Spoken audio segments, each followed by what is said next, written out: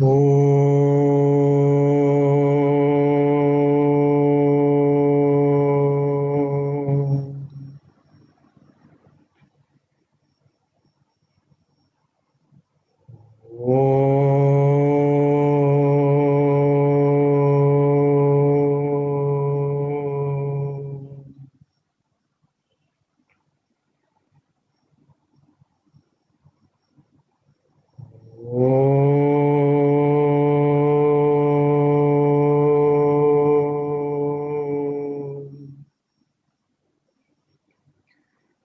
ओम श्री गणेशाय नमः।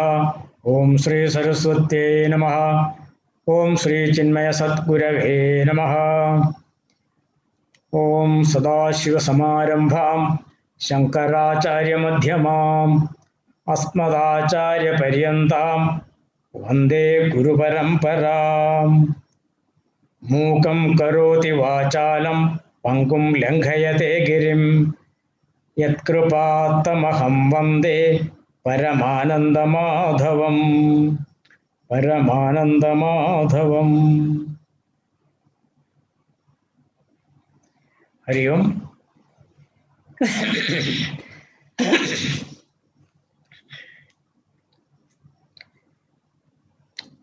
So we have completed the 8 verses. Ashtakam is over.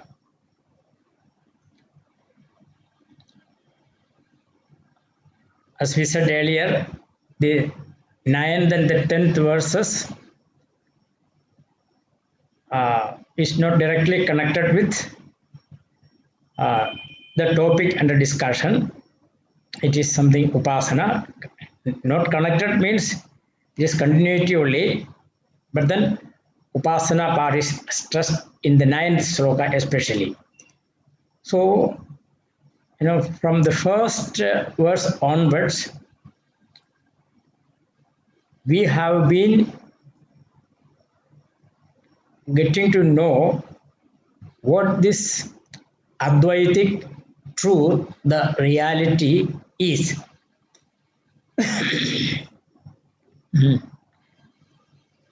In fact, all aspects of the Advaita Darshana, in a nutshell, Bhagavan Shankaracharya has given us. We wouldn't say it is a philosophy. The moment we say philosophy, it has a different connotation. Philosophy means some intellectual exercise. Vedanta is not just for intellectualization. There is, of course, logic there and rationalization there, intellectualization there, but it has to go beyond. Vedanta is actually a darshana. It cannot be translated into a mere philosophy. English doesn't have an equivalent word. Darshana means it gives us a vision. Vedanta Shastra gives us a vision. Vision of what? Vision of the truth. Vishwam Darpana Drishyamana Nagari Tulyam Dajandargadam. The first verse, in fact, it in an abbreviated form, all the other slokas, what they say, is contained in the first verse, but in a nutshell. But verse after verse, the 8 verses have told us, in a nutshell, what is it? What appears is not real. This has to be understood. What appears is not real. The world is apparent. The world is there. It is not that it doesn't exist at all. And how do we arrive at it? Arrive at this conclusion? Through logic, through the experiences, everything the Acharya has been telling us very strikingly. making the point at every stage, and he doesn't say any cock and bull story or anything, or something which doesn't appeal to our intelligence. So he is what should I say? He is triggering our thinking faculty. He has been stimulating our thinking faculty and make us think what we really are. So the wrong identification with the body, mind, intellect, these are exposed. So in fact, our understanding of the world, our understanding of ourselves, that so far we have been harboring, entertaining, this has all been busted. And he makes us see the truth beyond and above that, but in and through this also. It is, they say, and Bhagavan, the Lord is, they say, immanent. He is in everything. But not only the immanence, the transcendence also is shown.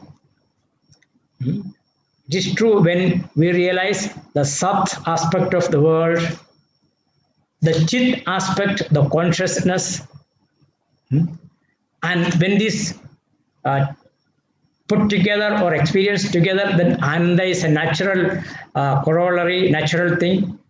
So all these things he has highlighted through these slokas. So the vision of one reality. Please note that when we say Sat, we have told more than once, Sat, Chit, Ananda are the aspects, they are not the qualities of Brahman. They are the aspects. Aspect, one aspect this side, another aspect. It is not compartmentalized as also. It is one thing. But then from our standpoint, when we look at it, many people ask this question, is Sat different from Chit? Is Chit different from Ananda? No, it is one and the same. How do you know? Because Sat means existence and Chit means Bodha. The pure existence. Sat means pure existence and Bodha means pure consciousness. Now we think that these things are two different things. No. Pure consciousness exists or not? It exists. So it is again existence. And when there is the experience of the Sat and Chit, then Ananda is there. What is the proof? We have said proof is our own deep sleep. Our own deep sleep. In the deep sleep, there is Chit. Consciousness is there, but it is covered, achadidam, blanketed, enveloped. And of course, existence is there. And therefore, we enjoy the sleep we enjoy. But only thing is Maya achadidam. The ignorance is there. And in the case of a jnani, in his Nirvikalpa Samadhi, what happens? That is it. In some slokas, it is said, Nidra Samadhi Sthitihi. This Nidra and Samadhi are equated. Because in both, the non-duality is there. The one homogeneous existence. But there is a difference. What is the difference? in deep sleep, there is the blanket of ignorance. There's an envelopment of ignorance. Ajnana or avidya or maya, these are all synonymous words. But in the case of a yogi, a jnani, who is experiencing the Nirvikalpa Samadhi, there he is in a state of pure consciousness. There is no ajnana, that is, there is no envelopment, there is no blanket of ignorance, there is no covering, there is no eclipsing. This is the difference. While Jnani is intensely aware of his existence, when he is in Nirvikalpa Samadhi, a sleeper means not railway sleeper, a sleeper means one who sleeps, he is not aware of his existence. You get the difference? Please get the difference. So all these points are made out very brilliantly and beautifully in these verses by Bhagavan Shankaracharya, and the whole truth is unraveled, it is revealed. As we said in the beginning, we have to realize the truth, that is Jivo Brahma eva na aparaha. Jivo Brahma eva na aparaha. Means you and I, we each one was Brahma, nothing short of Brahman, the reality. Towards this realization, we have to travel. Oh, is it something, this travel has to be undertaken? Travel means it is a distanceless travel. No distance. Without distance, how can you travel? This is the travel within. Means what? See, there is an obstruction. That is the achadana, this cover, this thick veil of ignorance. And it is not ignorance alone, Ignorance. What are the products of ignorance? Ignorance is the grandmother. Ignorance is the grandmother. And from ignorance, the vasanas emerge. Vasanas. And from vasanas, the thoughts come out. Thoughts. From vasanas, thoughts. And then from thoughts, naturally action. See, we are impelled or we are propelled to act. Why? Because a thought means a desire everything. A desire crops up. Why? Because of the vasanas. And vasana because of ignorance. Hey, you are saying repeatedly ignorance, ignorance. Ignorance of what? We have to intelligently think. You keep saying and you are bluffing as ignorance, ignorance, ignorance. And the great grandmother or great grandmother ignorance is there and produces vasanas, then vasana, thought, desire, and then action.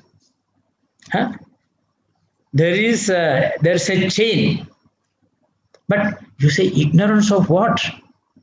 These are certain basic things we should get at. Ignorance of one's own self. Ignorance of one's own self. And if ignorance of one's own self is removed, as in the case of a jnani who experiences nirvikalpa, that pure consciousness as it is not, we can't say even he experiences it, because these are all semantically, we can't help with words. When we verbalize things, we can't go beyond it. He experiences pure existence. Pure means he is, it is. He becomes. You can't say he becomes that. He becomes that means he was not that earlier. So these are all what you call language or verbalization limitations. When we verbalize, limitations are there. So the great grandmother is the ignorance and ignorance of our own self. Okay, we understand ignorance of our own self. Now this ignorance is removed how? With the help of self-knowledge, which is what we are all pursuing. We are all pursuing self-knowledge, aren't we? We are all pursuing self-knowledge. And then, okay, we get the self-knowledge. What is the guarantee that thereafter ignorance won't again create problem? This we have seen, right? Once the ignorance is dispelled, how? With the help of knowledge. What happens? The self, which is everything, which is the total consciousness awareness, it is unraveled. Then what happens? Then that is when we feel what? Purnoham, Purnoham, Purnoham. Purnamadaha, Purnamidam, Purnat, Purnamudachyate.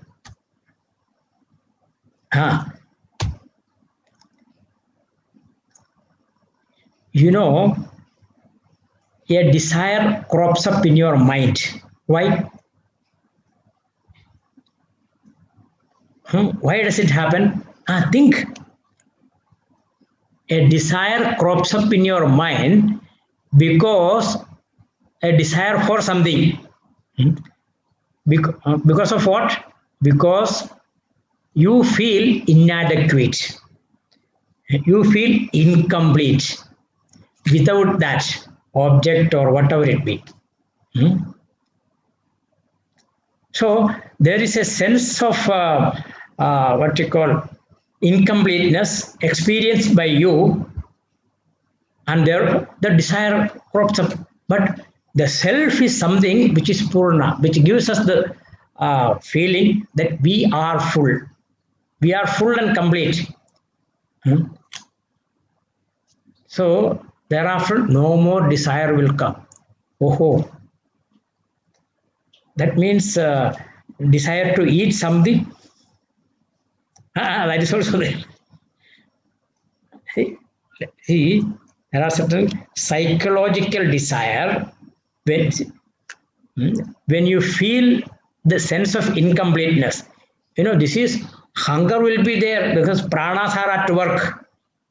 The Jatarakni, the prana is at work. So hunger will be there, thirst will be there. These are all desires which will be there as long as your prarabdha exists there.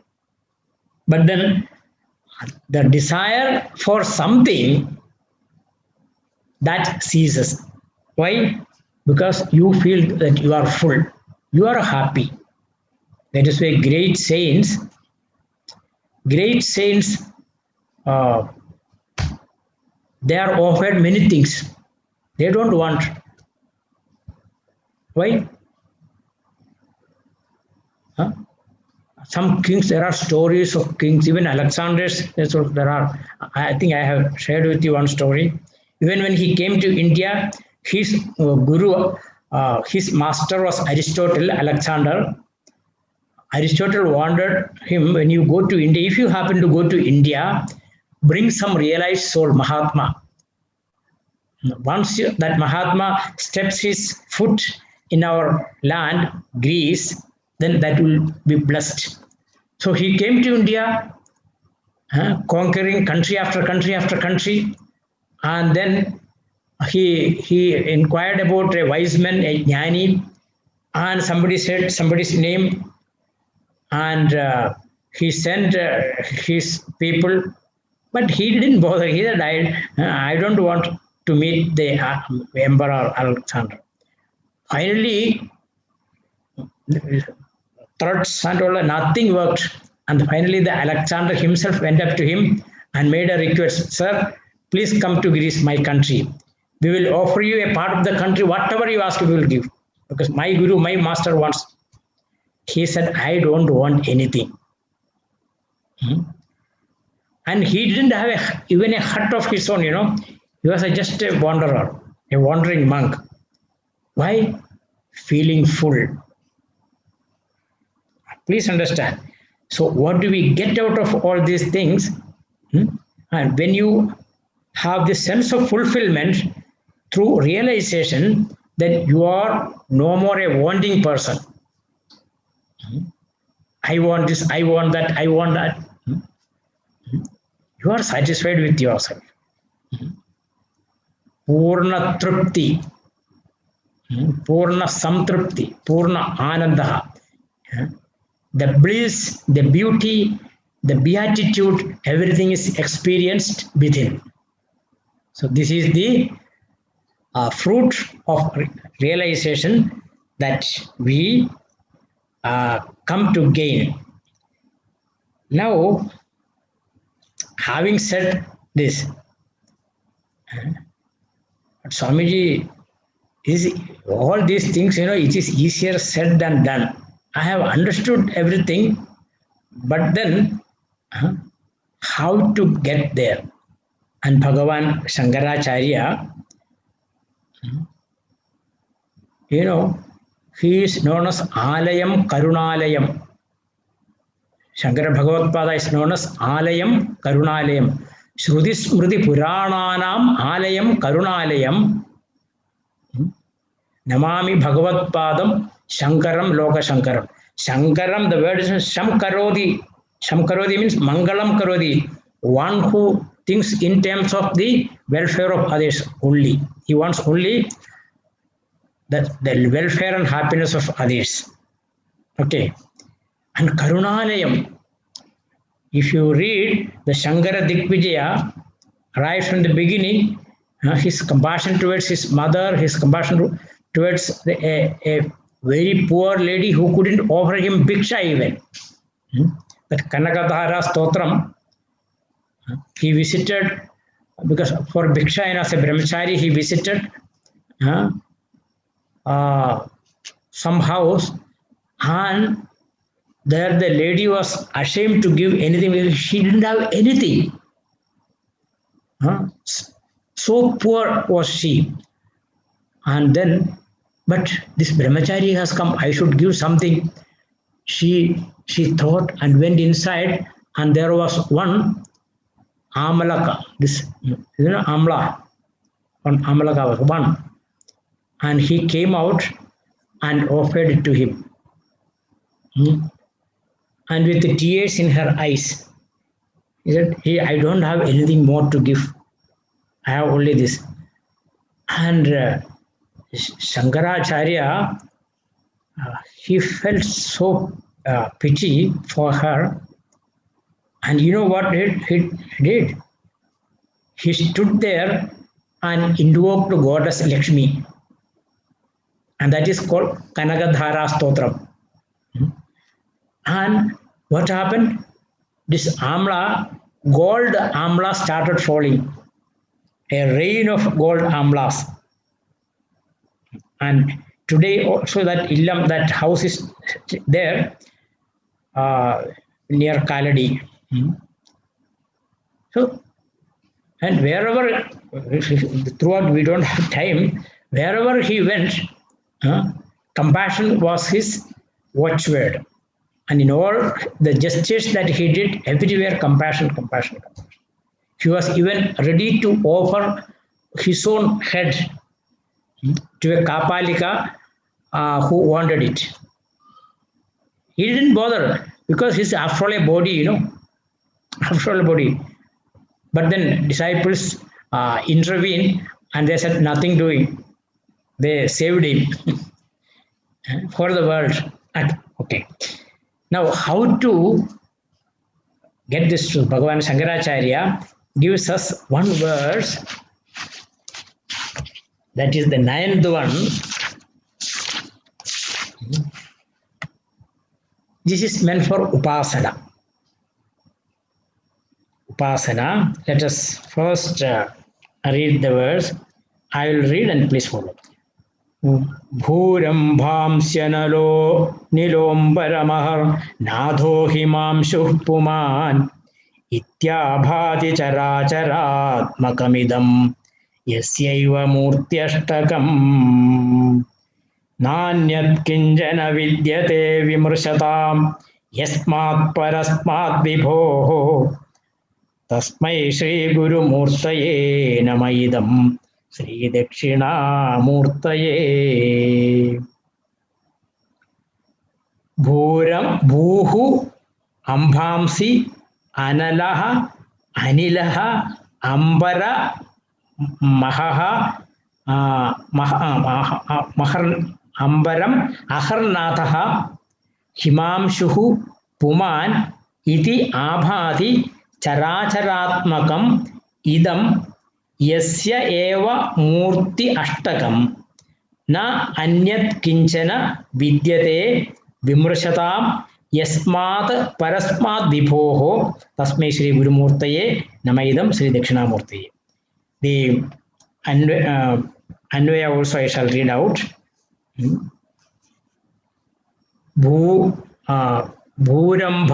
भूः अंभासि अनलः अनिलः अंबरम् अहर्नाथः हिमांशुः पुमान् इति यस्य मूर्त्यष्टकम् एव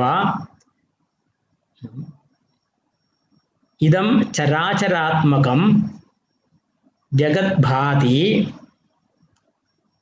विमृशतां यस्मात् विभोः परस्मात्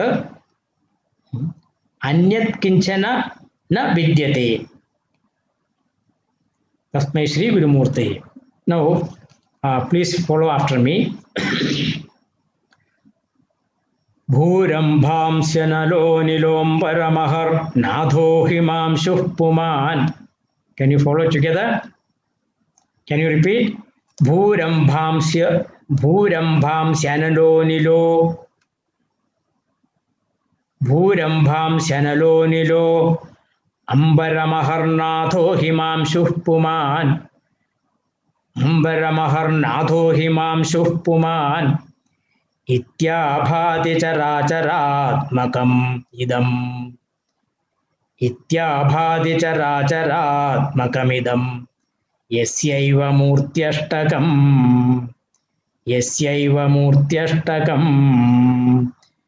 नान्यत् किंचन विद्यते विमृशताम् नान्यत् किंचन विद्यते विमृशतां यस्मात् परस्मात् विभोः तस्मै श्री गुरुमूर्तये नमः इदं श्री दक्षिणामूर्तये. तस्मै Shri गुरुमूर्तये, unto that great guru or unto that Sri Dakshinamurti in the form of a Guru Murtaye. Who is that? Yasyaiva Murtyashtakam. The eightfold forms or eightfold bodies also you can say. What are they? Bhuhu means earth. Ambhamsi means water. Analaha means fire. Analaha means fire. Anilaha means wind. Aharnatha means sun. Himamshu means moon. Puman means human being, man. Iti abhati characharatmakamidam. All these movable and immovable things of the world, all these together constitute his body. What are they? All the five elements, simple. All the five elements, you know, the earth, the water, the fire, the air, and the sky, plus three more. The five elements plus three more. the sun and the moon, and also the Puman. Puman means the Jivatma, you and I. Puman is Purushaha. Purushaha means it's not man, it is gender neutral, means where I. This is an operation in whom, that's called Puman. Pure, Purau Shete iti Puman. The one self which is in our body.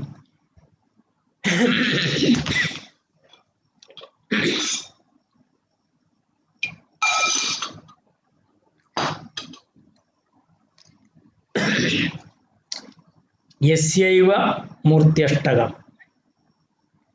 These form the body of whom, the Lord, and na anyat kinjana vidyate vimrshatam yasmat parasmat viboho. No, all that we have been seeing. Na anyat, there is nothing else, means the entire world. The sun and moon specially mentioned. Actually, the sun and moon also come under the 5 elements, but here it is specifically mentioned. There is one reason for that. That reason is the sun and moon refer to this, the intellect and the mind. The individual intellect and the mind. The other one is sun and the moon, the cosmic intellect and the cosmic mind. Okay. Characharatmakamidam yasve na anyat kinjana vidyade vimarshata. So vimarshata means one who makes inquiry, one who thinks about it. Vimarshate, there is nothing else. Yes. Why? Because the whole Lord is all pervading. Vibhu. Vibhu means all pervading.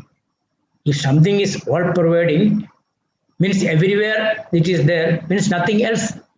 I mean, that one Advaita Tattvam Satyam, all pervading, na anyat kinchana vidyate. There is nothing else. And what is to be done? See the whole world as nothing but the body of the Lord. This is called Upasana. Okay. Upasana. Whatever we see this Advaita Satyam, we understand and appreciate. Then we said, the Bhavadvaitam should be practiced. Bhavadvaita means whatever we see again and again and again, we have to firmly fix it in our minds. All that we see is the Lord. When we see that, what happens?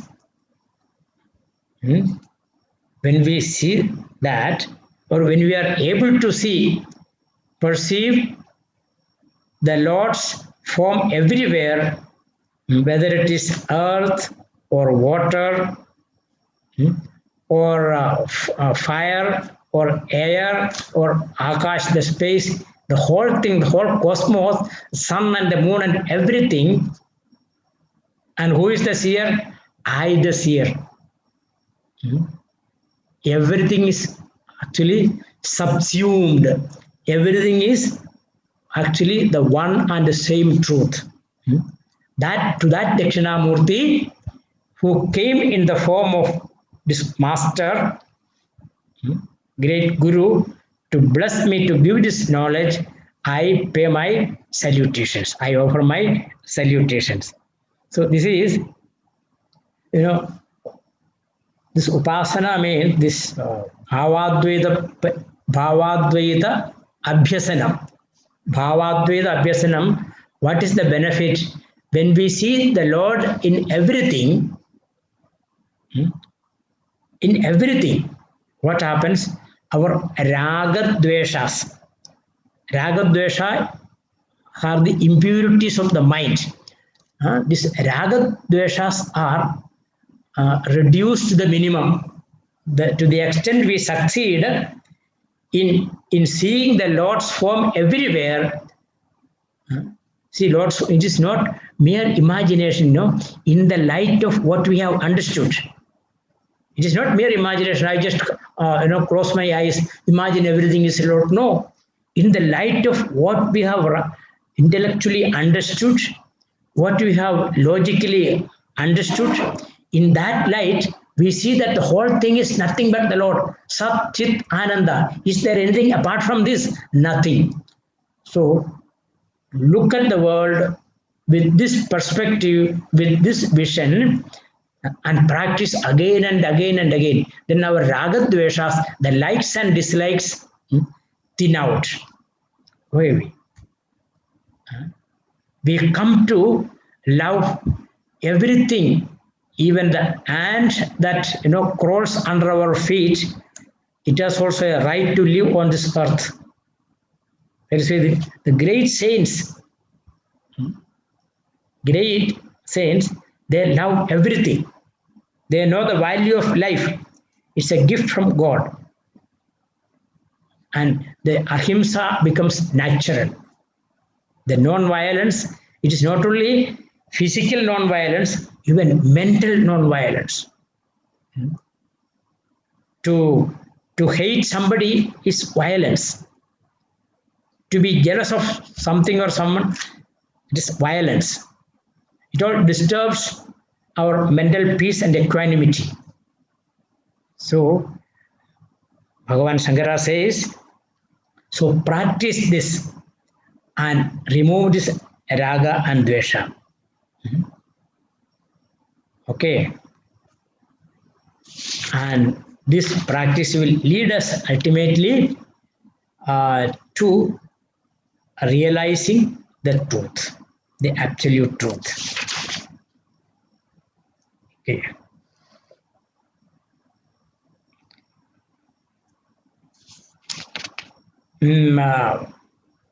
I think this shloka is clear. Now the next one is a continuation of this upasana only, but then it has some kind of phalasruti. Phalasruti means what direct benefit you will accrue from this. We shall see this shloka also. Sarvatmattvamiti sputikritamidam yasmadamushminstave tenasya sravanat tadarthamananat dhyanatcha sankirtanat sarvatmattvamahavibhuti sahitam syadishwaratvam swataha siddhyetat punarashtadha parinatam chaishwaryam avyahatam. Shall break the words. Sarvatmatvam iti sputikritam idam yasmad amushmin stave tena asya sarvanat tadartha mananat dhyanat cha sankirtanat sarvatmatva mahavibhuti sahitam syad ishwaratvam swataha siddhyet tat punarashtadha parinatam cha aishwaryam avyahatam.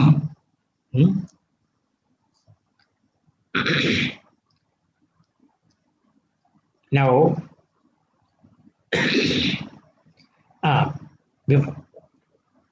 please repeat, I shall chant.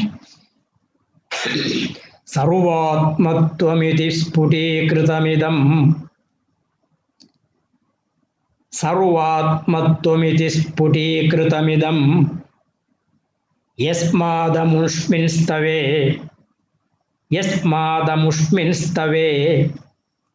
tenasya sravanat tadarthamananat dhyanatcha sankirtanat. ध्यानाच्च संकीर्तनात् सर्वात्मत्वमहाविभूतिसहितं सर्वात्मत्वमहाविभूतिसहितं स्यादीश्वरत्वं स्वतः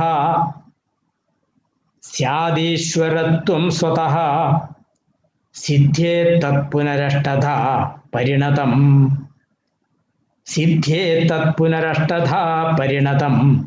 च ऐश्वर्यमव्याहतम्.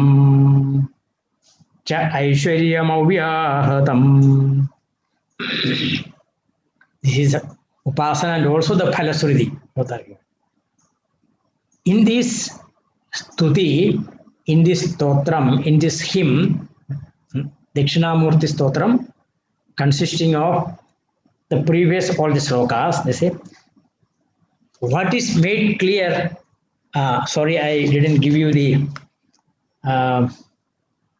Anvaya. Anvaya, I shall give. Amushmin stave means in this one. Amushmin stave. Idam sarvatmattvamidi. Sputikritam yasmad. Tena asya sarvanat tadartha mananat ध्यानात् संकीर्तनात् च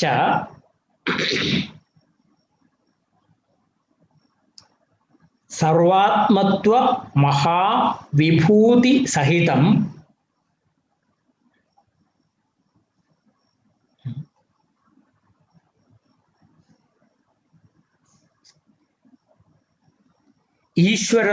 ईश्वरत्वं स्वतः स्यात्. ईश्वरत्वं स्वतः स्यात्. तत् पुनः अष्टधा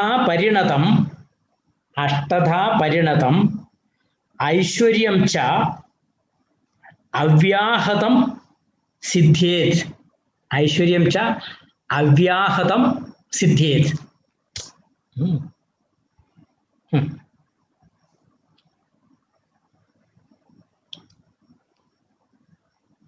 In these verses, Bhagavan says, what is made categorical, very, very clear, is Pudikritamidam. What is that? Amushmin stave. Amushmin stave means in this stava, in this stuti, in this hymn, Pudikritam yasmat. Because this point is made very clear, yasmat. Because it is made clear. What is that point? The Sarvatmagatva. Sarvatmagatva means in the previous verse, the whole thing to be seen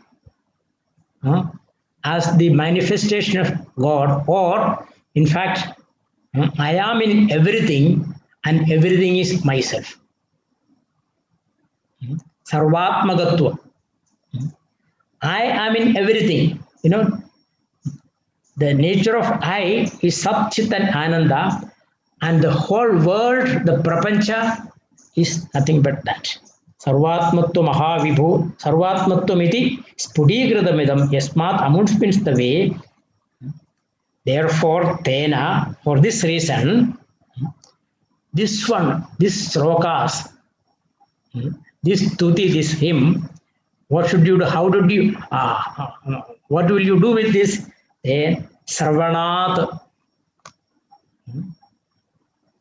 You should chant, listen to it, chant loud and listen to it. Sarvanat, tadartha mananat. Sarvana alone won't do, tadartha mananat. You should ponder over its meaning. You should meditate on its meaning.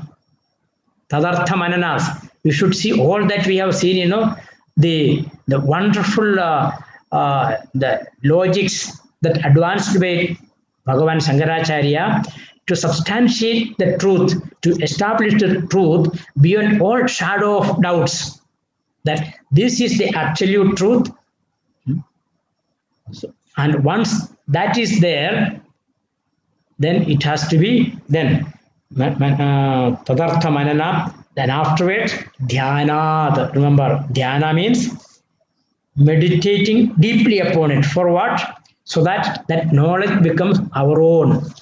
It doesn't confine itself to my intellect, my thoughts alone, but then it comes to my heart. It comes to my heart. The understanding, the vision comes to influence, comes to rule, comes to prevail over my thoughts, my desire, my whole life. The functioning of my body, my mind, my intellect, my indriyas, everything is ruled by this vision, this understanding. Very dhyana is required. Dhyanad cha sankirtanat. You can do alapanam also. Alapka. Go on reciting. Thereby, the Phalasruti Sarvatmatva Mahavibhuti Sahidam. In due course, you will come to acquire the Sarvatmatva. Meaning, you will feel it natural. It is not that artificially, yes, I am everything. It is not intellectualization, please. It is the vision, it is the understanding. Just like today, I know that I am the body. We are all, realized souls now. What have we realized? That we are the bodies. That realization we have. But then we have to rise above all this body mind level and then lift ourselves to that vision, that understanding where we realize that we are not the body, we are not the mind, we are the Paramatma, we are the Atman ourselves. Sarvatmatvam. See, Bhagavan says, this one hymn is sufficient to take you to that reality. Okay, you study as many hymns as you can, but then don't lose sight of the purpose, the objective, the content of what it teaches. Sarvatmatvam, then Mahavibhuti Sahitam. There are some accompanying benefits, it is said. Oh, what are those accompanying benefits? Immediately we jump to that. Accompanying benefits, Sarvatmatva Mahavibhuti Sahitam. Here,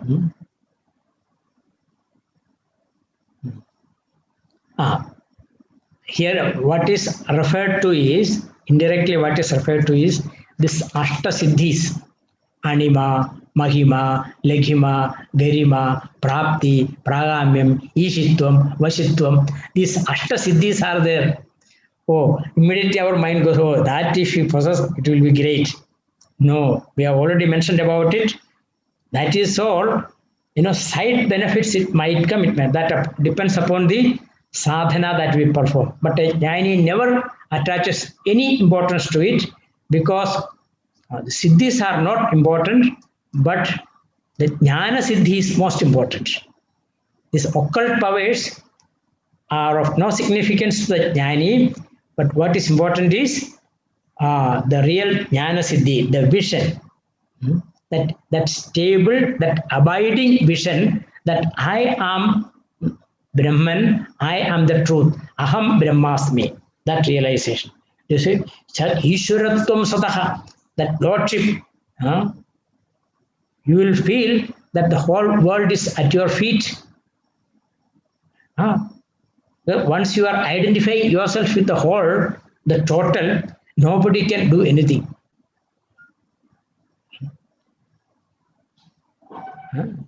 That is the Alexander. Again, he threatened the Diogenes, who was a great man, a wise man, but no threat would ever work. He is not bothered. There are so many stories in our Puranas, in our Itihasas, where great men, the wise men, the jnanis have shown their mettle in front of threats. In the face of threats, they have shown their mettle because they are not scared of anything. They are satisfied with what they have. Okay. So, Siddhyat Punarashtata Parinadam Chaishwarya Vyahadam. Now you see, this hymn is a great treasure. It contains great treasure of knowledge, wisdom, which Bhagavan Shankaracharya has shared with us. So we have to go on reading this, getting to know more and more and more in depth the meaning, the implications, the intent, the vision that the Acharya is trying to share with us. The beauty of in a nutshell, I shall share with you. The beauty of the Advaita Darshan is, or the uniqueness of Advaita Darshan is, this is the only darshan, this is the only truth, or if I can use the word philosophy, which is highly logical, which is appealing, which is totally convincing. It may take some time for us to understand the way it would convince us, but ultimately one gets convinced. If one is a seeker after knowledge, there is one method very, very strongly, powerfully used by the Advaita to drive home this point.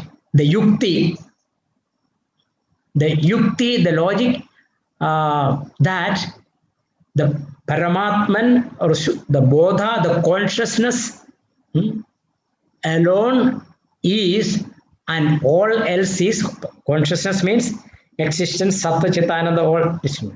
And all else that we see is but the creation of Maya. So how? What is that logic? This logic is called in Vedantic terms Anvaya Vyatireka. Anvaya Vyatireka. Anvaya means the presence. Vyatireka means the absence. In the absence, in the presence. Means what do you mean? See, in the presence of consciousness, the world exists. Mind you, in the presence of consciousness, the world exists. In the absence of consciousness, the world doesn't exist. I repeat, in the absence of consciousness, the world doesn't exist for us. So, and in the absence of world, the consciousness exists. Whether the world is there or not, what is the logic there? Logic is deep sleep. The world doesn't exist, but that consciousness is there. Whether the world exists or not, the consciousness is there. So, Trikala Abadhita Vastu, that which doesn't stop being, or that continues to exist in all three periods of time, the past, the present, and the future, the only one thing is there, that is called consciousness. That is a pure self. This is Anvaya Vyatireka. In the absence of one thing, the other one doesn't exist. In the absence of consciousness, the world doesn't exist. In the presence of one thing, that is consciousness, alone the world has existence. And even if the world is not there, the consciousness exists. Therefore, the consciousness is the absolute truth. Straight logic. I am sharing with you towards the end of this. Okay. This is the beauty of the Vedanta Shastra. Okay. So we have, I hope, with all your goodwill and Bhagavan Shankara's blessings, Lord Bhagavan Shankara, Dakshinamurti, all Lord Shiva's avatara. Dakshinamurti's Avatara. Lord Shiva's avatar. This Ashtamurti, one who possesses the eightfold bodies, is Shiva only. As in Kalidasa starts his Abhijnana Shakundalam with the Mangalacharan, the first sloka. There also this Ashtamurti Shiva is worshipped, is invoked and worshipped. So let us keep all this in mind, and by the grace and blessings of the Lord Shiva, by the grace of Bhagavan Shankaracharya, by the grace of Puja Gurudev and the entire Rishi Parampara, we have successfully completed this, and the 4:30 there will be a session. That will be a question answer session. Some questions have started coming. I'm very happy about it, because questions reflect, our understanding or non-understanding of it. It doesn't matter. It's a process of waiting to know more and more and more, better and better and better. So so please keep sending. If you can send all the questions before 2 p.m. or 3 p.m., then I can get the printout, because looking at the mobile screen and reading, sometimes it is a bit tedious. If you can send all the questions before 3 p.m., I can get the printout so that I can use it here in the next session. Okay, so we will, all of us will again gather at 4:30. So we will chant the first sloka once again, because that is a tradition our acharyas follow. The study of Dakshinamurti Stotram doesn't end. This is only a beginning. If this has created, this has generated your interest in Vedanta and the study of Vedanta more deeply, then this session is successful. Correct? Invoke the grace and blessings of the Lord, so that you will get a very good frame of mind always when you take up the study of Vedanta, and maximum comprehension of the truth you will be blessed with by the grace of God. Okay, we will recite before the Shanti Mantra the first sloka, so that it only symbolizes that the study continues and it doesn't end. And one more thing, if our question and answer session, after that, if there is time left, we will give a few tips for meditation also. Okay, simple meditation for beginners according to our Shastra, Vedantic steps to meditation. Some of you may already have been initiated into that, but still, if time is left with us, we will take that also. Okay. Om Vishwam. Together we can chant, please. Vishwam Darpana Drishyamana Nagari Tulyam Nijandargatam Pashyannatmani Mayaya Bahiribhut Bhutam Yatha Nidraya Sakshat Kurute Prabodha Samaye Swatmanamevadvayam Tasmai Shri Guru Murtaye Namayidam Sri Dakshina Murtaye. Then one small sloka also, I shall chant it. Prakashatmikaya Shaktya Prakashanam Prabhakaraha Prakashayati yo Vishwam Prakashoyam Prakashyata. So the Son of Knowledge will bless us. This is from Manasollasa Vartikam, composed, written by Acharya Sureshwara Acharya, the foremost disciple of Bhagavan Shankaracharya.